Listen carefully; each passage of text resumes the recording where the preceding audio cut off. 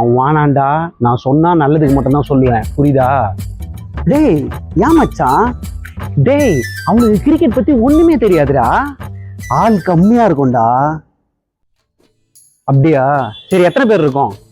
நம்ம 2 பேர் தான் இருக்கோம், புரியுதா? நான் மச்சான் சொல்ற, ஆப்போசிட் டீம் வேற செம்ம ஸ்ட்ராங்கு, நம்மளை ஈஸியா முடிச்சு விட்டுருவானுடா. அதுக்கு தான் சொல்றேன் அவனும் வரட்டும். அப்படியா சொல்ற? சரி 3க்கு 3 கரெக்டா தான் இருக்கும்.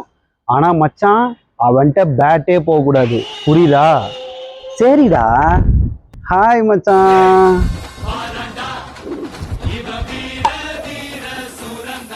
என்ன மச்சான், என்னை விட்டு ஏதோ பிளான் பண்றீங்க பெருசா?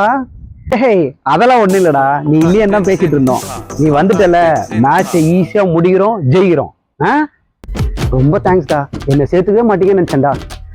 ஏன்டா கோபாலி அப்படிலாம் பேசுற? இல்ல மச்சான், போன மேட்ச்சு 6 அடிக்க ட்ரை பண்ணேன், ஆனா கிளீன் போல்ட் ஆயிட்டேன். அதுக்கு முந்தின மேட்ச்சு போலிங் போட்டேன், ஆனா பிளேயர் இன்ஜுரி ஆயிட்டான். ஒருவேளை என்னை டிஸ்குவாலிஃபை பண்ணிட்டாங்களோ நினைச்சிட்டேன் மச்சான்.